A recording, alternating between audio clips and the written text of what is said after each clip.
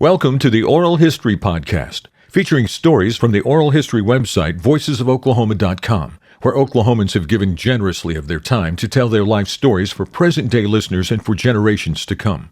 Our entire collection is available on the website voicesofoklahoma.com. Subscribe to be notified of new Oklahoma oral history podcasts. Here's another interesting storyteller from voicesofoklahoma.com. Mollie Blansett Williford is a native of Houston, Texas, where she attended Stephen F. Austin State College. Her marriage in 1957 to Galveston native Richard Williford, who was in the oil industry, meant the couple would move to various communities. When they moved to Tulsa, Mollie began volunteering. Her work at Key Elementary would be the beginning of a remarkable volunteer career dedicated to education and service to Tulsans. Richard's tragic death in 1996 created a leadership vacuum in the Tulsa community and Williford Energy. Mollie assumed leadership of the company while continuing her public service. Over the years, she made a significant imprint on the lives of Tulsans through her financial support and diverse board memberships. Now you can hear Mollie tell her story on the Oral History website and podcast, voicesofoklahoma.com. My name is John Erling. Today's date is August 5th, 2021. So, Mollie, would you state your full name, please? Mollie Marie Blansett Williford. My nickname is Butterfly. My family said I lived in a cocoon of pain for a very long time and emerged a beautiful butterfly. Yeah. So I have a huge collection of butterflies. Oh. And your date of birth? August 2nd, 1936. And your present age? 85 years old as of Tuesday. And you're just now recovering from all the partying, aren't you? You've got many friends that partied for you, didn't they? Thank you. Yes. Yeah, that's great. Where were you born? Houston, Texas. Your mother's name, and well, first of all, your mother's name. My mother's name was Mollie. Okay. And where was she born and raised? Killeen, Texas. Okay. And can you describe her and her personality for us? Yes.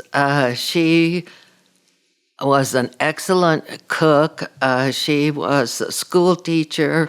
She loved to play bridge. She loved to travel. And she and my father were married 50 years. And then your father's name? My father's name, Marion Francis Blansett. All right. And we have the M factor going here, don't we, huh? And he grew up in Texas, too? Yes, Cameron, Texas. And he was on football scholarship to Southwestern Teachers College and became a teacher and a principal of high school. And then he decided to go into the oil business. Okay. All right. And what was that involving? Did he have it was Humble Oil and Refining Company, and we were transferred frequently. Oh, so you learned that as a child, and you didn't know it was going to happen to you later on in life. That's right. I married a petroleum engineer and a geologist, and we were transferred frequently, but we came to Tulsa in 1973. Right. Okay. But Humble Oil? Mm-hmm. Did he work for them? Did he? Yes, he did. Right. And what was his personality like? Well, he was a Southern Baptist deacon and very strict and very lovable. All right. That's kind of tough to be both, huh? Right. So then you were active in the Baptist church? Yes. And lots of twice on Sunday and once on Wednesday type of thing? That's right. It's called prayer meeting. Prayer meeting, exactly. Wednesday night prayer meeting. Yes. Right. Did you have brothers or sisters? I had an older sister and a younger sister. And what are their names? Sarah Francis and Catherine Lee. Okay. Are they still with us? No, my older sister has passed. My youngest sister lives in Texas. Okay. What would be the first house you remember living in? Shreveport, Louisiana. What was that about the house? And my husband worked for Gulf at the time, and I worked for Texas Eastern Transmission. And that was our very first house after we married. Yeah, but the house when you were a child, do you remember going back to your childhood? A certain house that was memorable to you? Well, it was on the Gulf Coast in Houston, and that's very damp and humid, and I would always have bronchitis, and we lived in a brick house, and that seemed to help because it was well insulated. Mm-hmm. So then, your education then, elementary, where was that? I don't know. Houston. I was at school in Houston. But did you move a lot as you were in elementary school? No, not in elementary school, no. We moved from Houston to Genoa, and Genoa to Anahuac, and Anahuac to Beaumont. Wow. I graduated high school in Beaumont. Okay. Was that difficult for you as a child to make? No, I liked every place we lived. And you were easy for you to make friends. Mm-hmm. You weren't treated like the new kid on the block all the time then, No. probably. Let's see, you would have been 1941, December 7th, Pearl Harbor, about 6 years old or so. Do you have any recollection of that day? 36 and 5. I was 5 years Okay, old, 5. and no, I Yeah. don't. Right. Okay. But I do remember when they had the explosion at Texas City, where all the school children were killed, and it rattled the walls in our home. And what was that explosion caused by? What was it? Fertilizer on a ship. And you were probably many miles from that ship, Mm-hmm. and you felt the reverberation from it. Yes. And many children were killed? Yes. Wow, that was sad. So then how old were you about then? Maybe 12. So then in junior high school, where did you attend school? Baytown Junior High School. And then, And then we moved to Beaumont, and I graduated high school in Beaumont. so after high school, and what about your high school activities? Were you active in clubs? I was in the band. I actually went to state in typing because I had won the district and the regional. So I was not an athlete. I was a typist. Oh, and they had contests for typing? Yes, and I went to state in typing. But you said you were in the band. What instrument did you play? A clarinet. All right. Did you continue that beyond high school? No. So then after high school, so you graduated in what year?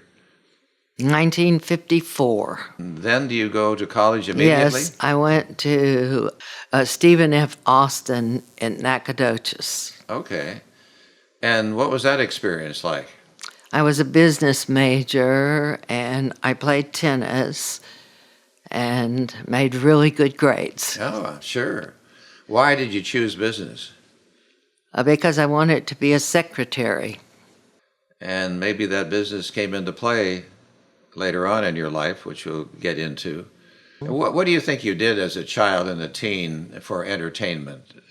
Well, we would play baseball in the neighborhood and lots of church activities, lots of band activities. You go to college, and then what year did you graduate from college? I didn't. I got married. Oh, okay. And when was that? February 16th, 1957. And you would have been how old? 20. 20 years old. And the man you married, his name was? Richard Allen Williford. And how old was Richard? 22. All right. And how did you meet?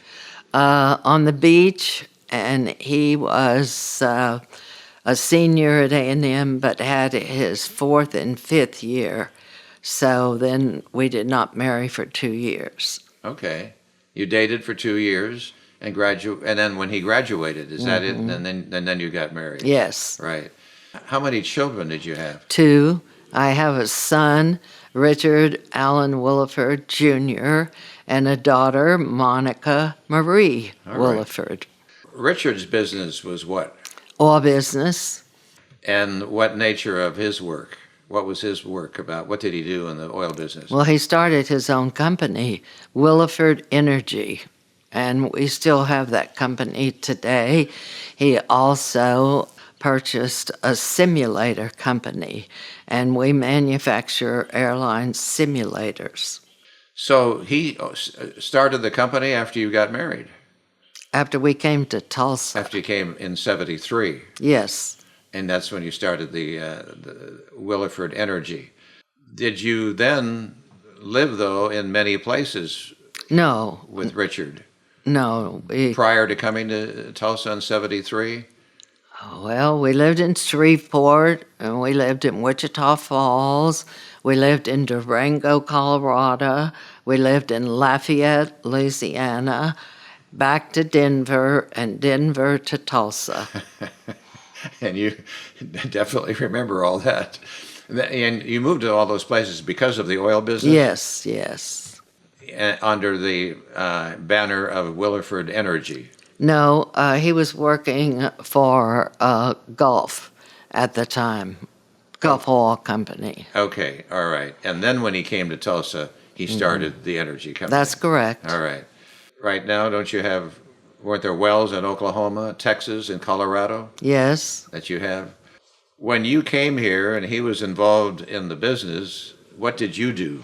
I began a 30-year-plus career volunteer work for the many nonprofits that we have in Tulsa. And Tulsa is a wonderful, generous community. You have volunteered for many, and we'll get into that. What was the first place that you volunteered? Children's Medical Center, working with handicapped children, and Key Elementary School, working with handicapped children. And what drew your attention to those two places? Well, they needed help.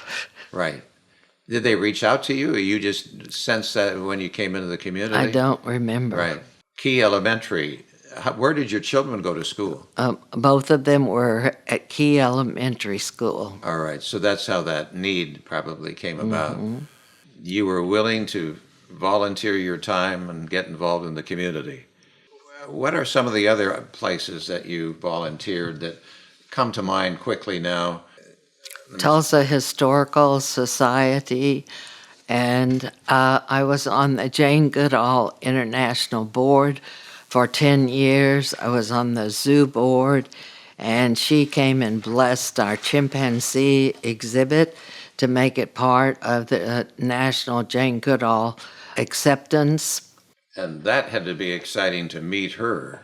She was a guest in my home several times and very much enjoyed coming to Tulsa. And she would visit Holland Hall and give speeches there as well. Tulsa Ballet you were really involved with. Marcello Angelini came to Tulsa 25 years ago, and I was his first president. And we were going to honor him last year, but COVID made that an impossible situation. So this August 22nd, we are honoring him for 26 years. And he was married to? Daniela Buisson, prima ballerina.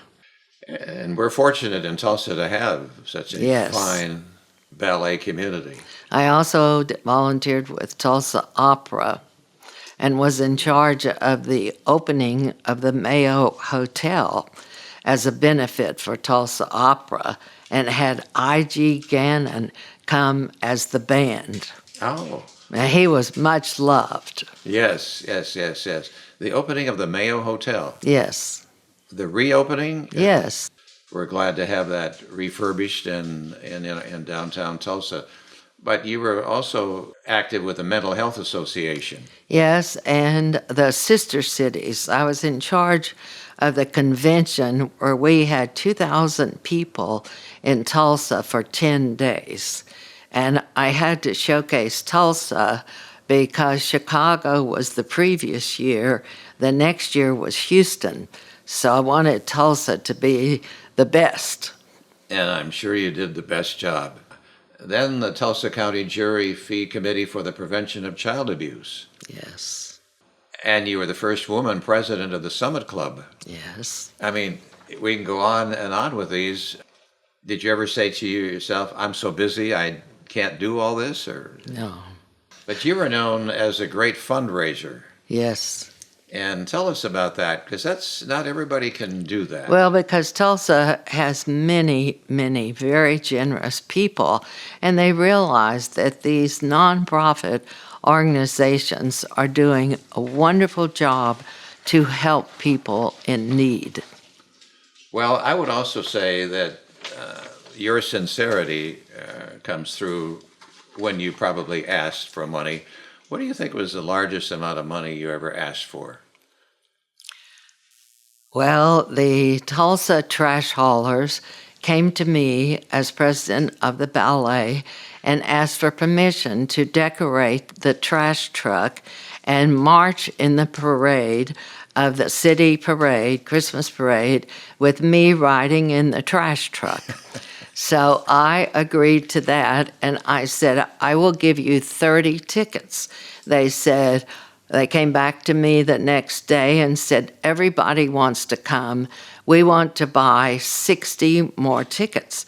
I said, well, if you're going to do that, I'm going to do on Sunday afternoon of the ballet, I will do coffee and donuts and cookies for the families.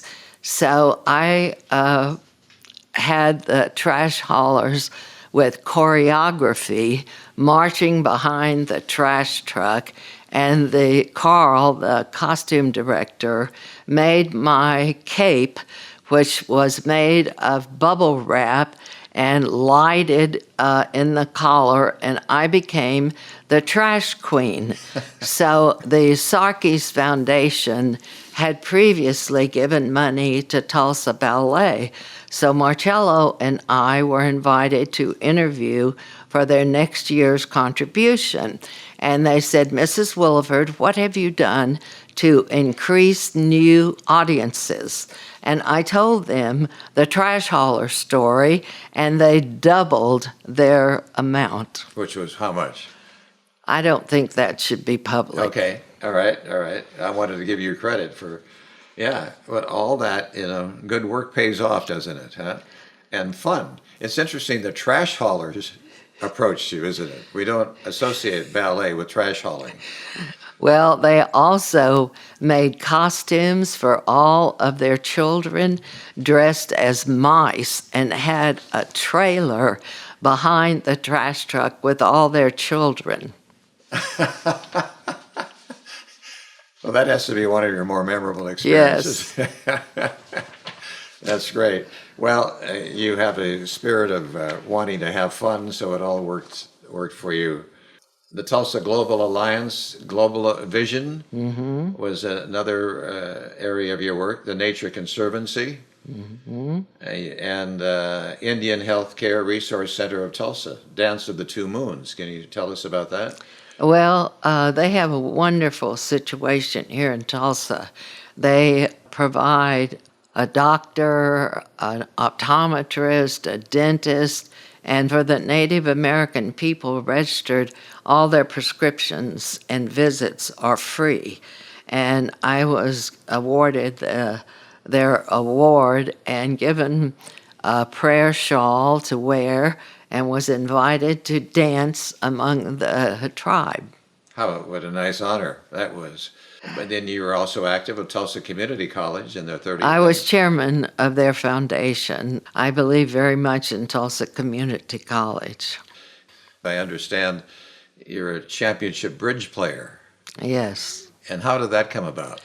Well, when I met my husband, he was actually playing duplicate bridge with my mother, and I had not chosen to learn to play bridge, so my mother taught me, and then my husband and I had a wonderful partnership together. A lot of couples cannot play together, but we traveled about 3 or 4 states playing duplicate bridge, winning many trophies. Wow. I came to Tulsa and put up the bridge cards and picked up a tennis racket. So I played tennis for many years. Oh, really? And imagine you were pretty good at it. A little bit. I'm very tall and very strong. Yes, right. That's great. But in the music world, you were an accomplished pianist as well. I studied 12 years. You almost said that like you had to, but you did that as an adult or as a child? As an adult. Why did you? Well, I started as a child and gave it up, and then I took up the clarinet. And then when my daughter was taking piano lessons, I had to drive her there. When she left for college, I started seriously studying. Wow. Was it difficult as an adult to go back to it and start again? No. You had a good base knowledge then by Yes. that time. Yeah. Did you play for people or just for family? A little bit of both. Yeah. Yeah. Yeah. Do you have a piano here now? Yes, I have a beautiful grand piano. And you could probably play it right now if you wanted to. Yes. By memory? You Yes. could right now, right. But you took notes. Could you play by ear as well? No, by music. Right. You had time for all these hobbies in addition to volunteering, but then you're also known, I know in the community, as a gourmet cook. Yes, I love to cook. That's one of my favorite things. I love to travel. I used to travel 3 to 4 months of it every year.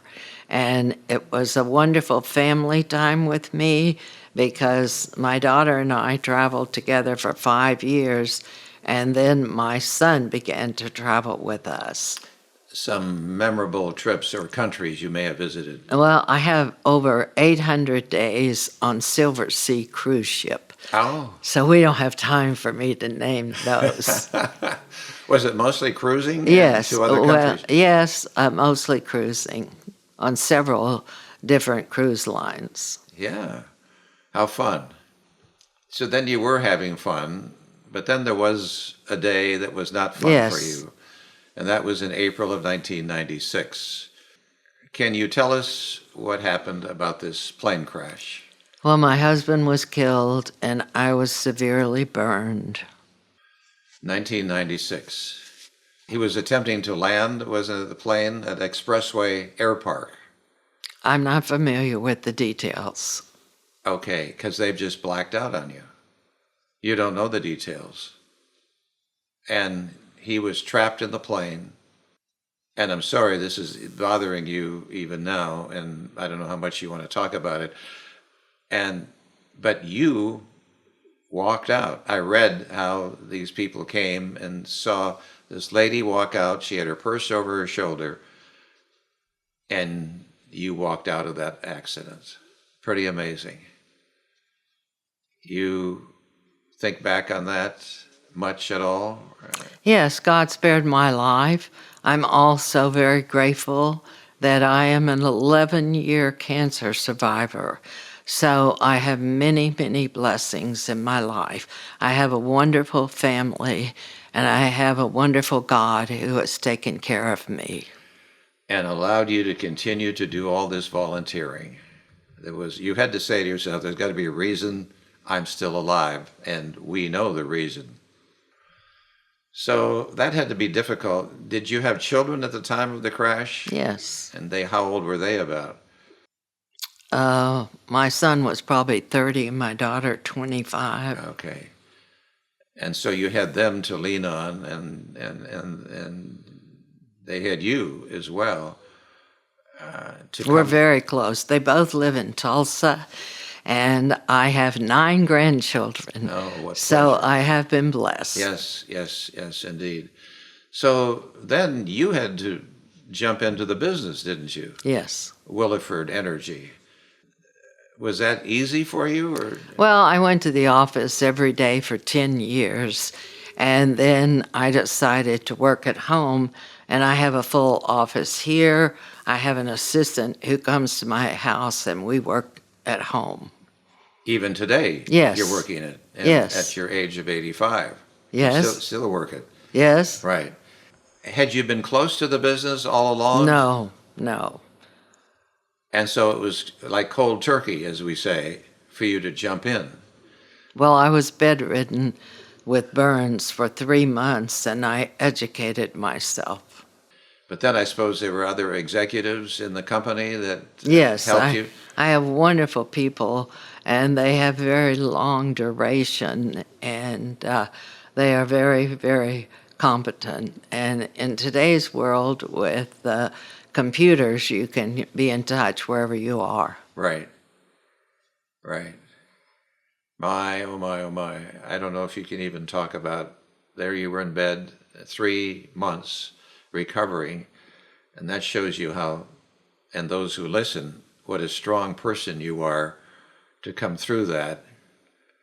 And you probably thought about that, and if I can get through all that, I can get through anything in life. That's right. Right, because that would be probably the worst thing you faced, Yes. plus cancer Yes. on top of that.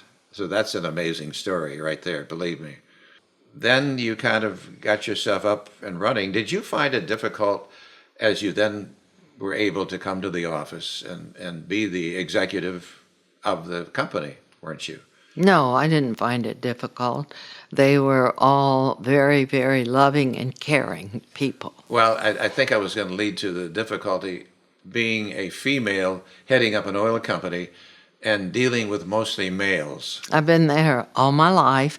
You know, I served as a director of One Oak for 5 years, and it's difficult to find a woman with knowledge in their area. And so I very much enjoy serving as a director of One Oak. Wow. Any word to those who are females who are in the business world that you can say to them? Yes, you will always be judged by your brains. Okay. Very good. More so than men, you think? No. Are they asking more of women? No. And so down through the years then, the oil business has had its ups and downs, but Williford has survived it all. Yes. Have you explored did you explore in new territory? Oh, yes. I've named, what was it, Colorado, Texas, Oklahoma. Are you mostly in Oklahoma now? Or? Yes. Right. Are you in other states? Yes. Right. And so, and you're continuing new exploration, I suppose. No. No. No Done. more drilling. That's it. We're producing now. Okay. All right. What about the fracking issue? How did that affect you? Well, it's very beneficial because you're able to recover fossil fuels that were not obtainable through other methods. Yeah. What's the most difficult part of your business? The land department, because I probably have 100 changes each month, because when people pass away or they get divorced or for whatever reason they want to change their interest, there's a lot of complication with the land department. Okay. So did your company or you have many dry holes, as they say? Oh, you bet, babe. But not too many. You have a 75% chance it will be a dry hole, a 25% chance of production. Why be in the business? Well, I don't go to the casinos, and I said I'm not a gambler. And my friends say, Mollie, you gamble every day in the oil business. But I have some knowledge in that area. Yeah. I didn't realize the percentage was that low. Mm-hmm. Yeah. I don't know. I come from a farming background, and those farmers gamble too. With the weather. With the weather, exactly. Mm-hmm. And right now up in North Dakota, there's a drought, and my cousin is probably lucky if he gets 50% of his crop. Mm. But then it bounces back, and as it did for the oil business. As a matter of fact, North Dakota is big in oil right now, as you know, in the Bakken area. You know, we talked about you volunteering, but Richard volunteered his time as well. Yes, he was chairman of the Boy Scouts. He was chairman of River Parks. He served on the Opera Board. He served on the board of Gilcrease, and probably other things as well. Yeah. How old was he when he died? He was 61. And you were close in age? I mean, you were the same age? No. I'm younger. I was 58. 58. Part of your hobbies, they tell me, is collection of Santa Clauses. Yes, I had probably 2,000 Santa Clauses. And when I was a child, my father would rent the Santa Claus suit and would take candy canes to our orphanage. And so I think that helped me, that every year he would volunteer as Santa, and I loved collecting Santa Clauses. Well, that volunteer was kind of planted by your father then, wasn't Yes, yes, he was very active in the Lions Club. And when he passed away, he asked that donations be made for their crippled children's event, place where they also would outfit them with eyeglasses. it? Yeah. So then it makes sense then that you had that as a role model Yes, and wanted to duplicate that. But you've made, you have done fundraising for a lot of entities in town, but you have given generously. You gave $5 million to the Gathering Place in memory of Richard. yes, and Tori and Robert Waldo are now working to establish new trails at Turkey Mountain, and I have given money in his memory for this Tulsa Turkey Mountain project. You also donated funds for the painting of the historic Santa Fe Trail. That was kind of fun. It was commissioned by the Oklahoma State Senate Historical Preservation Fund. Wayne Cooper, the artist, that was a project that Senator Charles Ford put together. Well, I donated a painting, and the artist gave me a small painting, which I can show you, and the large painting is hanging in the Senate room at the Capitol. Yes, right. What gives you the most satisfaction? Volunteering or giving? It's got to make No, you... I just want to help people. I feel like my life has been spared, and maybe God has more work for me to do. So I do not mind supporting. You can't support everything, but I do support what I can. Right, right. And at 85, you're well and healthy, and you've got 10, 15 years ahead of you. How old were your parents when they'd passed on? My father passed at 87. My mother passed at 81. Okay. So long living blood Good. in you, absolutely. My grandfather was 100. Oh, really? Yes. Okay, then that's great. What about your grandfather? Did you know him? Oh, yes. He lived in Texas, and his name was George Washington Blansett. I love that name as my paternal grandfather. My maternal grandfather was named Benjamin Franklin Warren. So those were some family names. Yes. And were you able to be around them? They were. Oh, yes, yes. And They both all in Texas. and what did they do? Were they? Well, my maternal grandfather was a contractor and built large homes, and my grandfather had a cotton plantation, and in Texas we call it the fiddle. He played the fiddle. Oh yes, yeah. And you love Texas, don't you? Yes, But I kept 2 homes in Texas, but I like Tulsa very much. Yeah, well, it's nice you can have both places that you really like, for sure. Were you able to donate and make like a Texas A&M? Was that? A little bit. We donated one of our homes in Tulsa to Texas A&M. My husband was also president of the Association of Former Students and chairman of the Development Foundation. And when he passed, they lowered the flags on campus to half-mast. Wow. And a plane full of the people from A&M flew to Tulsa. What was Richard's personality like? Wonderful. Yeah.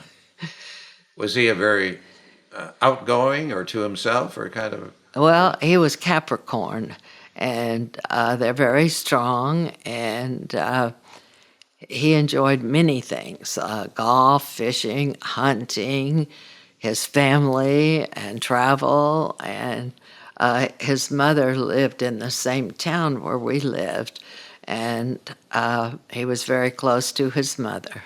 Yeah. Now, you said you donated a home in Tulsa Yes, to Texas. we had a Tulsa home, and we moved from there to Southern Hills, and he donated our home to Texas A&M. How did that work? The sale of it? Or? Yes, A&M receives property, and then they can sell it. So if we went to Texas A&M, we might feel a little presence of the Williford name there? Yes, he donated a column on one of the buildings, and I still have several scholarships at Texas A&M that he established. Oh, wow. And I get their grades, and I have many, many students that we have helped. Then it must be satisfying for, I'm sure that some of them have come back. Well, my daughter graduated with 2 degrees from Texas A&M, and her oldest daughter graduated from Texas A&M. So we're very pleased with that. Right. And those students who received scholarships as they went through school and became adults, did you get people coming back to you? Yes, and yes. saying, Some come and visit me even. right. It's just fun to see that the more you give, the more you can receive. Yes. And you don't do it for that, but out of the clear blue sky, here's somebody saying thank you, or maybe a note, even if they don't see you in person, that you get Yes. as a result of that. Young people would be listening and starting out in life. What do you say to them? Well, I would say that make the best of whatever hand you are dealt, because you can always be given the strength that you need. And I want you to make your life fun and enjoyable for everyone around you. Yeah. You know, do you know Ronnie Watson? Ronnie Watson, they had the Cars for Cures out at Southern Hills. And Well, it's through the American Diabetes Association, which I was honored and received their award. And it was just wonderful because they have a collection of cars. And I love cars. I have a red convertible, and I have a 911 sports car. So it was perfect for me to be their honoree. And I don't know if it was that time, but he said you jumped in the swimming pool. No, I didn't. No? I threatened to raise more money. I threatened to raise more money because it was very hot the night where I had to give a speech and all the people came. What years of these 2 cars you referred to? Well, the red convertible is a 2013 SL V12, which Mercedes no longer makes. It's got a pretty good engine. And then the 911 is probably 2016. Porsche. Yes. Yeah. And you enjoy those. I love my cars, yes. And, right. And then you have another car, I suppose. You don't use those on a regular basis. Yes. Oh, you do? I keep 2 cars. And those are the cars that you will use on a regular basis. That's fun. Driven by a little old lady. Right. Have you collected any other cars beyond? Oh, I've had many cars. Oh, really? Many cars. Probably 30. Is that right? Well, I never kept a car past 10,000 miles. These are the first cars I've ever had, and we kept 2 cars at Texas A&M because of our house there. And my other house in Southern Hills, I could park 5 cars. So I've always loved cars. But not all of them were, but many of them were collector's pieces, weren't they? No, just everyday cars. Okay, all right. And I had a red pickup truck. I love that. Oh, where do you keep that? Well, I gave it to my simulator company.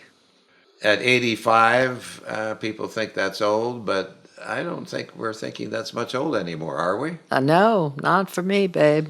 Is there something else that I should bring up to you that you would like to comment on? Well, I think you should always value your family and treat them as well as you wish to be treated. Yeah. Your grandchildren, the ages range from youngest to oldest? Well, the youngest one is going today to OSU, and she is a pole vaulter. And her name is Brooke Bales, and she came in third in the state, and so she will go to OSU. My daughter had 3 children.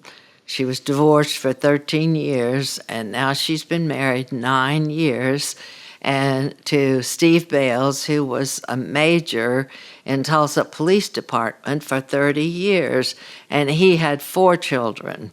His 2 sons are Marines. His daughter is going to TCC, and the girl is now going to OSU.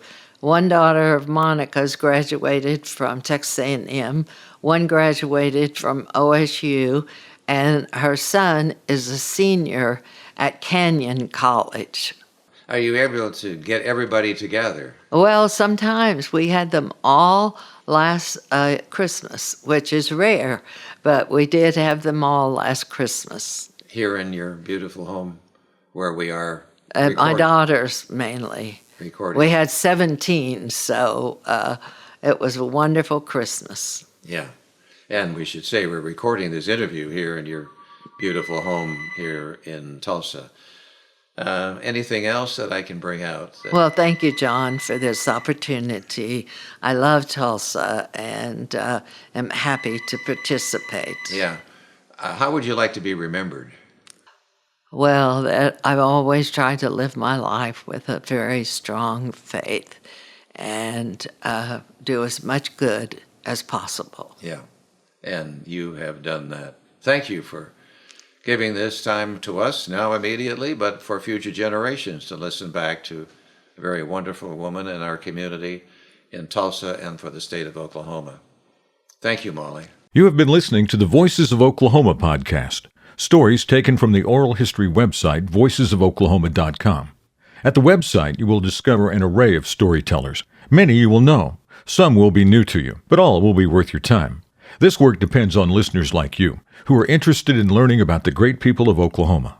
Our website provides an opportunity to donate to this 501c3 project, which preserves Oklahoma history, one voice at a time. voicesofoklahoma.com.